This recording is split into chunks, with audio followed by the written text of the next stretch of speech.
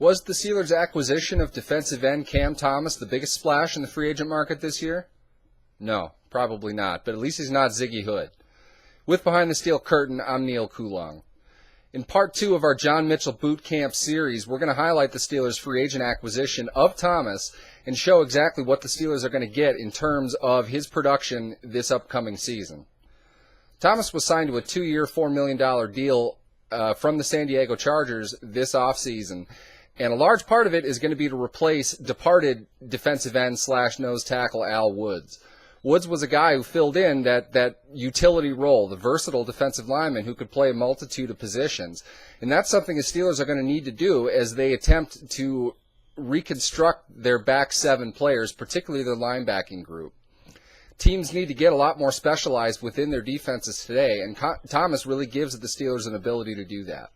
We're going to highlight a couple plays here from Thomas on John Mitchell Boot Camp. Cam Thomas isn't going to be asked to join the U.S. Olympic team this year or anything like that, but he is still a pretty good athlete. Considering how big he is, he moves well side to side, and that is going to be critical within the Steelers' defense. The first play we look at is last year in Week 1, the first snap of the Chargers season, in fact, against the Houston Texans in Week 1. Thomas is starting at nose tackle, and right off the snap, watch as he shuffles over a gap and gets right after the left guard. He maintains pretty good leverage, he's got good technique, and he's engaging in that spot. This is a quick pass off to the left. Quarterback Matt Schaub gets rid of the ball fairly quickly, but Thomas right away sees that it's being deflected. But more than anything, it's how he was already positioning himself to get after the ball carrier. He didn't know that it was in the air right away, but he went after it downfield as if he was going after the guy with the ball. Steelers defensive coordinator Dick LeBeau always says good things happen when you hustle. Thomas is hustling on this play, and a nice athletic move gets him to the ball. And while it's not likely he's going to intercept a whole lot of passes this season or for the rest of his career, he still made a nice play here, and it's this kind of hustle and effort, along with his athleticism, that's going to help him make a difference on this year's Steelers defensive line. It's not just about athleticism with Steelers defensive linemen. It's really about technique, it's about awareness, and it's about being able to set up the offensive line to create a hole in order for his teammates to come rushing in to make a play. Watch Thomas on this. This is a Week 10 game against the Denver Broncos. He's at nose tackle, and on the snap, watch how he uses his hands to clear off the center and get across his face onto the other side. That draws the center right along with him and leaves the A-gap wide open for blitzing Donald Butler to get in. Now, Butler's got nothing but Noshawn Marino between him and Peyton Manning. He's able to get in and disrupt the play to the point where Manning has nothing but a flutter pass to Marino, in which case, watch Thomas. He's still working. He's going to get after Marino down the field and end up making the tackle for a 1-yard gain. Thomas was a big contributor to this play, and there weren't a whole lot of plays this season in which Denver only got a yard on it. Players like him can set up everybody else. Now, you know for certain Lawrence Timmons is watching plays like this, and he just starts drooling the possibilities of what a guy like Thomas can bring to this defensive line. Lastly, it's about being able to step up and make plays when you're being set up to do so. This last play, this is the Chargers' Week 17 game against the Kansas City Chiefs, the ill-fated Ryan Suckup missed field goal game, according to Steelers fans.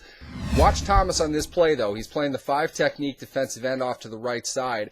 At the snap, he recognizes the Chiefs are looking to run a stretch zone run to his outside.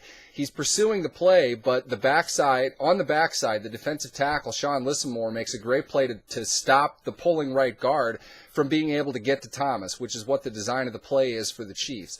Thomas just knifes in and makes a tackle for a 4-yard loss on the play. It's great awareness on both players, but it's the fact that he's able to push upfield as quickly as he is if you can't get a big body in his way. These kinds of plays are going to be critical. The Steelers are facing a division of a lot of zone-running teams, and they're going to see this play pretty often. If Thomas is able to move like this and make plays like this, not to mention the entire Steelers defensive line, they're going to be able to get back to that 80, 85-yard allowed rushing a game, something they were not able to do in the 2013 season. Cam Thomas is the newest member of the Steelers defensive line and the most recent member to go through John Mitchell's boot camp.